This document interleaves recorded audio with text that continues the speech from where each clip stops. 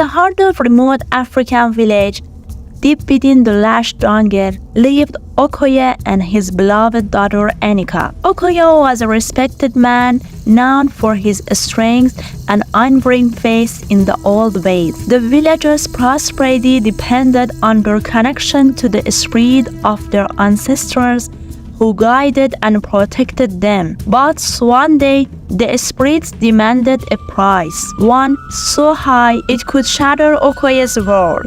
That evening, the village elder summoned everyone to the square. The fire crackled in the center as he stood before the people. His voice grave and trembling, he revealed a dark prophecy. To protect the village from impending disaster, a sacrifice was required. But not just any sacrifice. It had to be Anika, Okoye's only daughter. Okoye's heart was torn between his duty to the village and his love for his daughter. Anika, the light of his life, was oblivious to the doom that awaited her. Refusal was not an option. The curse threatened to annihilate the entire village if the ritual was not performed. The ancestors demanded blood, and Okoye had no choice but to obey. The next morning, the village prepared for the ritual. In the center of the village square stood an scared mortar, a relic from ancient times, now covered in symbols and protection and power. The villagers gathered around it, their faces pale and tense. Okoye approached, holding Anika's hand, each step feeling like a descent into darkness. Anika, only 6 years old, looked up at her father with trusting eyes. She climbed into the mortar at the elder's urging, believing it to be a game. She smiled up at Okoye, who could barely meet her gaze. With a deep breath, Okoye raised the pestle above his head.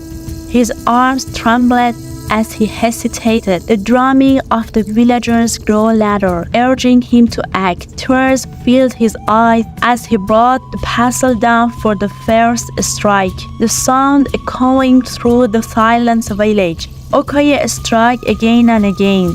Each blow shattered his soul.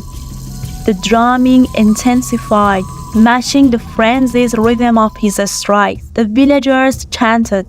Okoye's words collapsed with every strike, his cries of despair mingling with the relentless pounding. When the final blow fell, the drumming ceased. Silence descended over the village. Okoye dropped the pestle, collapsing to the ground. He looked into the mortar, expecting the worst. Anika was no longer the child he knew. Her body, broken by the ritual, began to twist and reshape. The curse had been released, but it was not what the village had expected. Anika's eyes opened, but they were no longer her own. They glowed with a dark, unnatural light, and a sinister smile spread across her face. The village had sealed its fate. The ritual had not saved them. It had unleashed a curse far worse than they could have imagined. Anika was no longer a child, but a vessel for something ancient and malevolent. One by one, the villagers fell to their knees, overtaken by the dark force that now possessed her. Okoye, consumed by guilt and horror, knew what he had to do. He grabbed the pestle once more, his hands shaking, and he stepped toward the creature that had once been his daughter. The village was doomed, but he would not let her reign of terror begin. As the final blow fell, the village was silenced once more. The dark energy faded, but its scars remained. The villagers, too afraid to move, knew their peace had come at an unbearable cost, and deep in the forest, the spirits whispered once again. Days turned into weeks, but the village never recovered. The crops withered, the animals fled. An unshakable sense of dread loomed over the land. Okoye, haunted by his actions, wandered aimlessly through the deserted village. One night, As the moon hung full bright in the sky, Okoye heard a whisper. The spirits, angry and vengeful, spoke to him in the language of demand.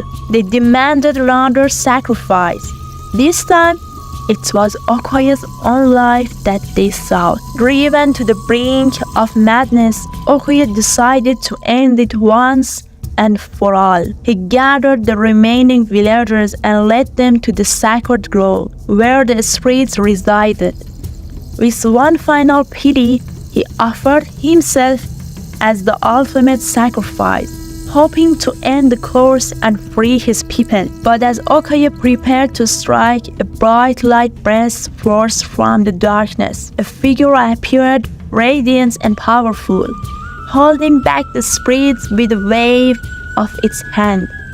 It was Enika's spirit, freed from the curse and shining with a pure, ethereal light. She spoke to her father, her voice filled with forgiveness and love. Enika's spirit, with a final act of love and sacrifice, banished the dark forces from the land. The curse was lifted, and the village was free once more. Okoye, his heart aching with loss and gratitude, watched as his daughter's spirit ascended into the heaven. As the first light of dawn broke over the horizon, the village began to heal.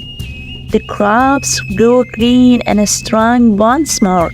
The animals returned, and the people thought still scarred by their ordeal found hope again. Okoye, forever changed, became the guardian of the sacred grove, ensuring that no dark forces won't ever threaten his people again. I hope you enjoyed this story.